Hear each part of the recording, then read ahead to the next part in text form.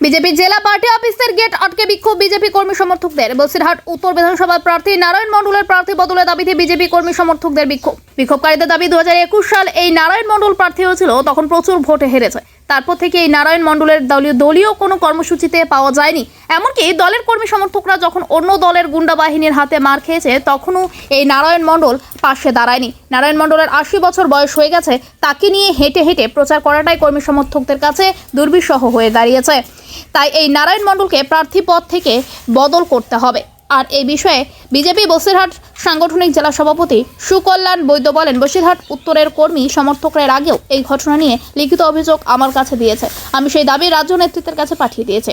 আজ আবার তারা বিক্ষোভ দেখাচ্ছে। এই বিক্ষোভের ঘটনার রিপোর্ট এবং কারণ আমি উদ্বোধন কর্তৃপক্ষকে জানিয়ে দিয়েছি। ঊর্ধ্বতন কর্তৃপক্ষ যে সিদ্ধান্ত নেবে আমরা সেটাই মেনে নেব। দিনের পর দিন চলে এসেছি, বিভিন্ন মিছিল করে, বিভিন্ন মিটিং করে, তারপর মাঝখানেও আমরা কোনোদিন শুনলাম না যে নারায়ণ মণ্ডল প্রার্থী হচ্ছে।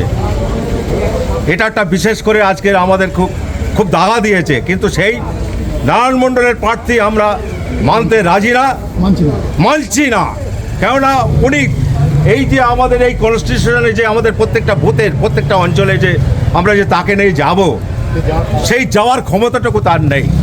আমরা প্রতি মুহূর্তে প্রতিটা আমাদের যে বিজেপি যে শক্ত ঘাঁটি তৈরি হয়েছে আজকে উত্তরে, প্রত্যেকের কাছে আমাদের কৈফিয়ত দিতে হচ্ছে, দাদা এখনো পর্যন্ত আপনাদের ক্যান্ডিডেট ঠিক হয়নি, আপনারা কবে নামবেন রাস্তায়, ভোটটা আমরা কাকে দেবো আপনারা এখনো ঠিক করেননি। তাই আমরা আজকে এই প্রতিবাদের কণ্ঠস্বর নিয়ে আজকে আমরা এখানে চলে এসেছি। বন্দে মাতরম, বন্দে মাতরম। আজকে আপনাদের জেলা পার্টি অফিসের সামনে উত্তর বিধানসভার বিজেপি প্রার্থীরা, বিজেপি কর্মী সমর্থকরা তারা বিক্ষোভ দেখাচ্ছে। তাদের মূলত যেটা দাবি যে প্রার্থী নারায়ণ মণ্ডলকে অবিলম্বে প্রত্যাহার করতে হবে, অন্য কোনো ভালো মুখ ইয়ং তাকে দাঁড় করাতে হবে, যাকে সাধারণ মানুষ মেনে নিতে পারে। এই বিষয়ে কি বলবেন? তাদের কথা তারা রাখছে।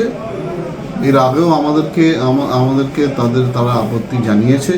তো পার্টির ঊর্ধ্বতর কর্তৃপক্ষের কাছে তাদের আবেদন আমরা পৌঁছে দিয়েছি। তারা বিচার বিবেচনা করছে যে পার্টি যে সিদ্ধান্ত নেবে সেই সিদ্ধান্ত শেষে প্রকাশ পাবে, তারপর কাজ করবে।